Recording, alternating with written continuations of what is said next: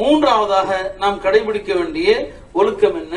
போனை எடுத்ததுமே முதல்ல நாம ஒரு ஆளுக்கு போன் பண்றோம்னு சொன்னா அவர் அந்த போனை எடுத்ததும் முஸ்லிமுக்கு நாம பண்ணோம்னு சொன்னா அஸ்ஸலாமு அலைக்கும் என்று சலாம் சொல்லி நான் இன்னார் பேசுகிறேன் உடனே சொல்லிடுறோம், நான் இன்னார் பேசுறேன்.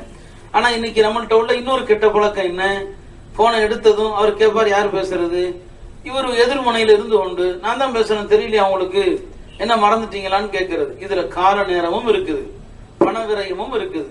நேரத்தை வீணாக்குறோம், காலத்தை வீணாக்குகிறோம். ரெண்டுமே பெருமானார் கண்டிச்சாங்க. இதாஅத்துல் மால் செல்வத்தை வீணடிக்கிறது, இதாஅத்துல் வக்த் நேரத்தை வீணடிக்கிறது, ரெண்டுமே இருக்குது.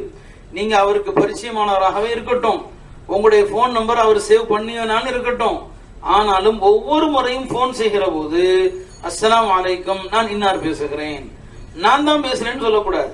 பெருமானார் ஸல்லல்லாஹு அலைஹி வஸல்லம் அவங்க வீட்டுக்கு ஹஜ்ரத் ஜாபிர் ரலியல்லாஹு அவர்கள் வருவார்கள். வந்து அனுமதி கேட்பாங்க, அஸ்ஸலாமு அலைக்கும். நபி உள்ள இருந்து கேட்பாங்க, யார்ப்பா வந்திருக்கிறது? அவர் சொல்வார், நான் தான் வந்திருக்கிறேன். நபி உள்ள இருந்துகிட்டே சொல்லுவாங்க, நானும் சொல்லுகிறேன், நான் தான் அப்படின்னு சொல்லி. இது என்ன? இது நான் தான் என்று சொன்னால் அதை கொண்டு என்ன தெளிவாக முடியும்?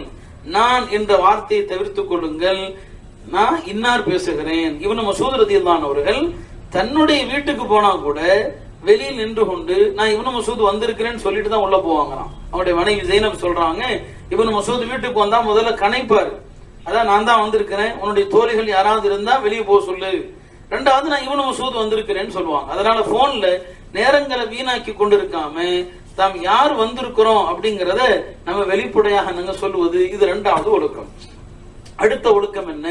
போன் பேசுகிற போது, பொதுவாகவே பேசுகிற போது குரலை தாழ்த்தி பேசுவது.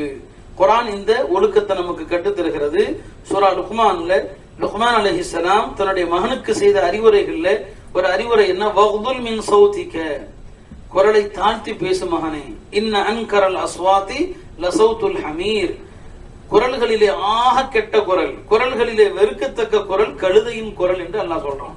அப்ப சப்தமிட்டு பேசுவதும் கழுதையின் குரலும் ஒன்று என்று திருக்குர்ஆன் சொல்கிறது. சில பேர் போன் பேசினா பக்கத்துல தூங்கிட்டு இருக்கிறவங்க எல்லாம் எந்திரிச்சிருவாங்க.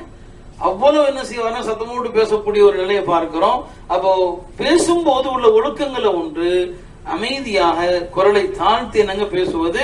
இது மார்க்கம் நமக்கு கற்றுத்தருகின்ற ஒரு அற்புதமான ஒரு ஒழுக்கமாக இருக்கிறது. அதே போல நம்ம வாலிபர்கள்ட்ட இன்னைக்கு செல்போன்கள் வந்த பிறகு ஒரு கெட்ட பழக்கம் என்னன்னா, இவர் தேவைக்காக கூப்பிடுவார், இவருடைய தேவை கூப்பிடுவார். ஆனா என்ன நினைப்பாரு, நம்ம பேசினா காசு போயிடும் சொல்லி ஒரு ரிங் விட்டுட்டு கட் பண்ணிடுறது, அவர் பார்த்துட்டு கூப்பிடட்டும் அப்படின்னு சொல்லி. தேவை இவருடைய தேவைக்கு அவரை கூப்பிடும் போது இவர் தான் பேசணுமே தவிர ஒரு ரிங் விட்டுட்டு கட் பண்றது, இதனால அவருக்கு நீங்க மோசடி பண்றீங்க, அவருக்கு துரோகம் செய்றீங்க.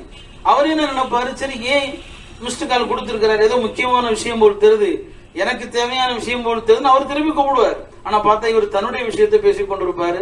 ஆக இதுவும் ஒரு வகையான ஒழுக்க மீறல். இது நம்முடைய தேவைக்காக அடுத்தவர்களை அழைக்கிற போது நம்முடைய செலவுல பேசணுமே தவிர அதுல என்னங்க நாம மிஸ்டு கால் என்னங்க கொடுக்கறது கூடாது. அடுத்து செல்போன்களை உபயோகிக்கக்கூடியவர்கள் பேண வேண்டிய பெரிய ஒழுக்கம் என்ன? ரகசியம் பேணுவது. நம்முடைய மார்க்கத்துல ரகசியத்தை பேணுறதுக்கு ஒரு பெரிய முக்கியத்துவம் இருக்கு. இன்னைக்கு வாலிபர்கள்ட்ட உள்ள கெட்ட பழக்கம் என்ன?